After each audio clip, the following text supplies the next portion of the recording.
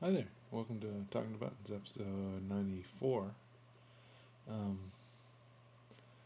think it's a cool kind of impulse that makes me do video on the web. It's kind of like you look around and you check out everything that's there for a few days, and then you try to, come up with something yourself, because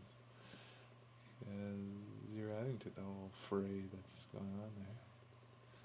And that's neat. That's kind of the essence of the web in a way, that you consume, and then you're a creator, consumer creators. And that's what it's all about. You're not just a consumer, you're a creator. Oh, I think today's link is going to be this awesome video I saw by a woman who's a brain researcher who had a stroke. Oh man, this is a great speech. It's a TED speech.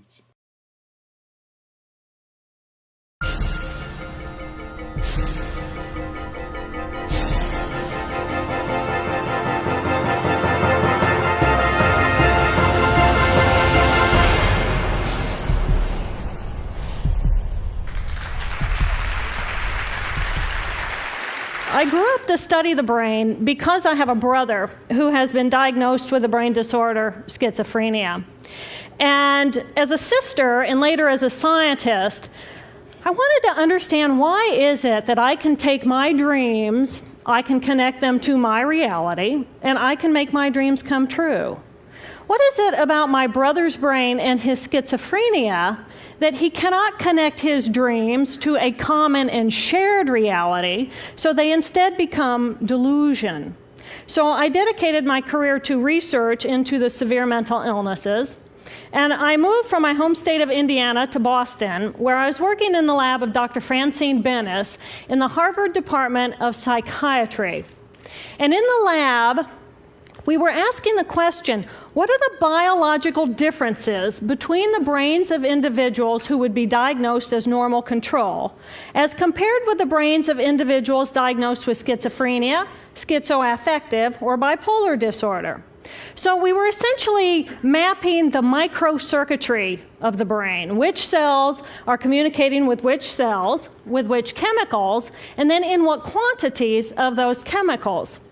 So there was a lot of meaning in my life, because I was performing this type of research during the day. But then in the evenings and on the weekends, I traveled as an advocate for NAMI, the National Alliance on Mental Illness. But on the morning of December 10, 1996, I woke up to discover that I had a brain disorder of my own. A blood vessel exploded in the left half of my brain. And in the course of 4 hours, I watched my brain completely deteriorate in its ability to process all information. On the morning of the hemorrhage, I could not walk, talk, read, write, or recall any of my life. I essentially became an infant in a woman's body. If you've ever seen a human brain, it's obvious that the two hemispheres are completely separate from one another. And I have brought for you a real human brain.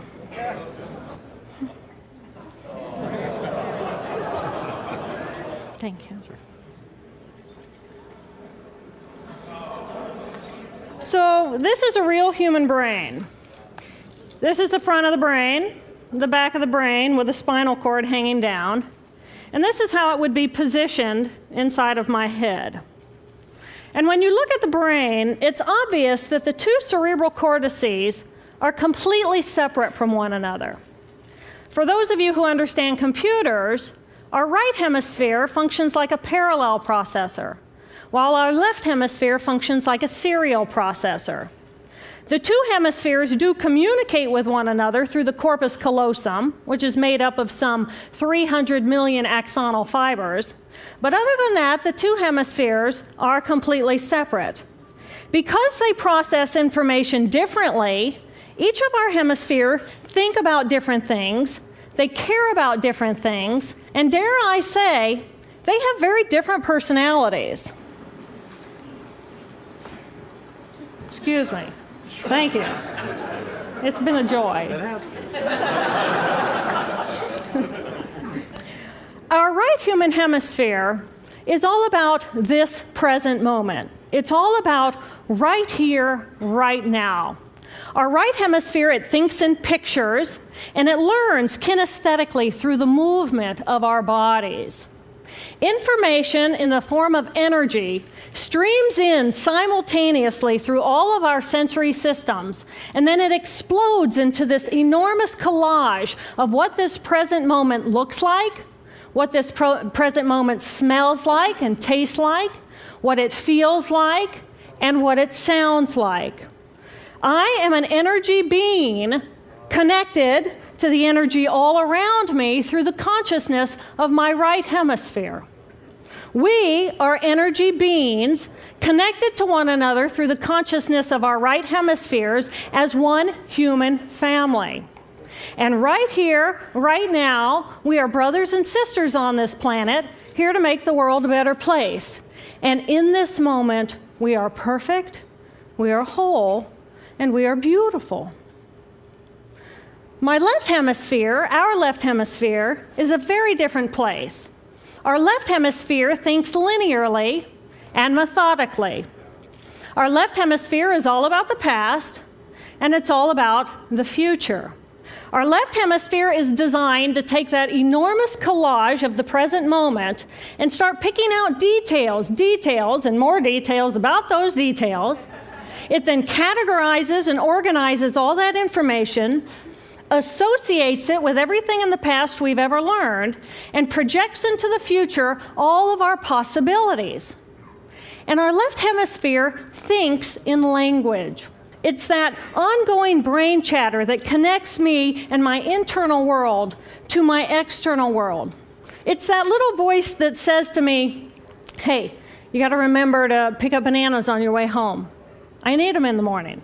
It's that calculating intelligence that reminds me when I have to do my laundry. But perhaps most important, it's that little voice that says to me, I am. I am.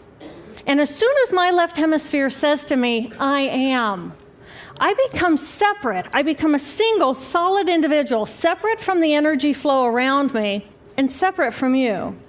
And this is a portion of my brain that I lost on the morning of my stroke. On the morning of the stroke, I woke up to a pounding pain behind my left eye. And it was the kind of pain, caustic pain, that you get when you bite into ice cream. And it just gripped me, and then it released me. And then it just gripped me, and then it released me. And it was very unusual for me to ever experience any kind of pain, so I thought, okay, I'll just start my normal routine. So I got up and I jumped onto my CardioGlider, which is a full-body, full exercise machine. And I'm jamming away on this thing, and I'm realizing that my hands look like primitive claws grasping onto the bar. And I thought, that's very peculiar, and I looked down at my body, and I thought, whoa, I'm a weird-looking thing. And it was as though my consciousness had shifted away from my normal perception of reality, where I'm the person on the machine having the experience, to some esoteric space where I'm witnessing myself having this experience. And it was all very peculiar, and my headache was just getting worse, so I get off the machine, and I'm walking across my living room floor, and I realize that everything inside of my body has slowed way down. And every step is very rigid and very deliberate. There's no fluidity to my pace, and there's this constriction in my area of perception, so I'm just focused on internal systems. And I'm standing in my bathroom getting ready to step into the shower, and I could actually hear the dialogue inside of my body. I heard a little voice saying, okay, you muscles, you got to contract, and you muscles, you relax. And then I lost my balance, and I'm propped up against the wall. And I looked down at my arm, and I realized that I can no longer define the boundaries of my body. I can't define where I begin and where I end, because the atoms and the molecules of my arm blended with the atoms and molecules of the wall. And all I could detect was this energy. And I'm asking myself, what is wrong with me? What is going on? And in that moment, my brain chatter, my left hemisphere brain chatter, went totally silent. Just like someone took a remote control and pushed the mute button, total silence. And at first I was shocked to find myself inside of a silent mind. But then I was immediately captivated by the magnificence of the energy around me. And because I could no longer identify the boundaries of my body, I felt enormous and expansive. I felt at one with all the energy that was, and it was beautiful there. And then all of a sudden, my left hemisphere comes back online, and it says to me, hey, we got a problem, we got to get some help. And I'm going, oh, I got a problem. So it's like, okay, I got a problem. But then I immediately drifted right back out into the consciousness, and I affectionately refer to this space as La La Land. But it was beautiful there. Imagine what it would be like to be totally disconnected from your brain chatter that connects you to the external world. So here I am in this space, and my job and any stress related to my job, it was gone. And I felt lighter in my body. And imagine all of the relationships in the external world and any stressors related to any of those, they were gone. And I felt this sense of peacefulness. And imagine what it would feel like to lose 37 years of emotional baggage. Oh, I felt euphoria. It was beautiful there. And then again, my left hemisphere comes online and it says, hey, you've got to pay attention. We've got to get help. And I'm thinking, I got to get help. I got to focus. So I get out of the shower and I mechanically dress and I'm walking around my apartment and I'm thinking, I got to get to work. Can I drive? And in that moment, my right arm went totally paralyzed by my side. Then I realized, oh my gosh, I'm having a stroke. And then the next thing my brain says to me is, wow, this is so cool. How many brain scientists have the opportunity to study their own brain from the inside out? And then it crosses my mind, but I'm a very busy woman. I don't have time for a stroke. It's like, okay, I can't stop the stroke from happening, so I'll do this for a week or two, and then I'll get back to my routine. Okay, so I got to call help. I got to call work. I couldn't remember the number at work. So I remembered in my office I had a business card with my number on it. So I go into my business room, and I pull out a 3-inch stack of business cards. And I'm looking at the card on top. And even though I could see clearly in my mind's eye what my business card looked like, I couldn't tell if this was my card or not, because all I could see were pixels. And the pixels of the words blended with the pixels of the background and the pixels of the symbols, and I just couldn't tell. And then I would wait for what I call a wave of clarity. And in that moment, I would be able to reattach to normal reality. And I could tell, that's not the card, that's not the card, that's not the card. It took me 45 minutes to get 1 inch down inside of that stack of cards. In the meantime, for 45 minutes, the hemorrhage is getting bigger in my left hemisphere. I do not understand numbers. I do not understand a telephone, but it's the only plan I have. So I take the foam pad and I put it right here. I take the business card, I put it right here, and I'm matching the shape of the squiggles on the card to the shape of the squiggles on the foam pad. But then I would drift back out into La La Land and not remember if when I come back if I'd already dialed those numbers. So I had to wield my paralyzed arm like a stump and cover the numbers as I went along and push them so that as I would come back to normal reality, I'd be able to tell, yes, I've already dialed that number.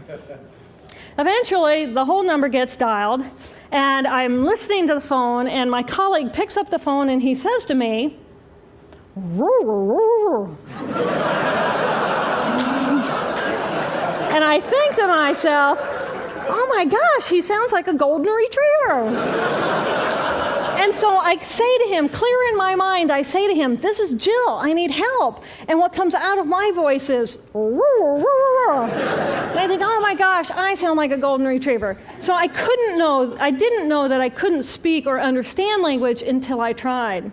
So he recognizes that I need help, and he gets me help. And a little while later, I'm riding in an ambulance from one hospital across Boston to Mass General Hospital. And I curl up into a little fetal ball. And just like a balloon with the last bit of air just right out of the balloon, I just felt my energy lift and I felt my spirit surrender. And in that moment, I knew that I was no longer the choreographer of my life, and either the doctors rescue my body and give me a second chance at life, or this was perhaps my moment of transition. When I woke later that afternoon, I was shocked to discover that I was still alive. When I felt my spirit surrender, I said goodbye to my life, and my mind was now suspended between two very opposite planes of reality. Stimulation coming in through my sensory systems felt like pure pain. Light burned my brain like wildfire, and sounds were so loud and chaotic that I could not pick a voice out from the background noise, and I just wanted to escape. Because I could not identify the position of my body in space, I felt enormous and expansive, like a genie just liberated from her bottle. And my spirit soared free like a great whale gliding through a sea of silent euphoria. Nirvana. I found nirvana. And I remember thinking there's no way I would ever be able to squeeze the enormousness of myself back inside this tiny little body. But then I realized, but I'm still alive. I'm still alive, and I have found nirvana. And if I have found nirvana and I'm still alive, then everyone who is alive can find nirvana. And I pictured a world filled with beautiful, peaceful, compassionate, loving people who knew that they could come to this space at any time and that they could purposely choose to step to the right of their left hemispheres and find this peace. And then I realized what a tremendous gift this experience could be. What a stroke of insight this could be to how we live our lives. And it motivated me to recover. 2.5 weeks after the hemorrhage, the surgeons went in and they removed a blood clot the size of a golf ball that was pushing on my language centers. Here I am with my mama, who's a true angel in my life. It took me 8 years to completely recover. So, who are we? We are the life force power of the universe with manual dexterity and 2 cognitive minds. And we have the power to choose moment by moment who and how we want to be in the world. Right here, right now, I can step into the consciousness of my right hemisphere where I am the life force power of the universe. I am the life force power of the 50 trillion beautiful molecular geniuses that make up my form, at one with all that is. Or I can choose to step into the consciousness of my left hemisphere, where I become a single individual, a solid, separate from the flow, separate from you. I am Dr. Jill Bolte Taylor, intellectual, neuroanatomist. These are the we inside of me. Which would you choose? Which do you choose? And when? I believe that the more time we spend choosing to run the deep inner peace circuitry of our right hemispheres, the more peace we will project into the world. And the more peaceful our planet will be. And I thought that was an idea worth spreading. Thank you.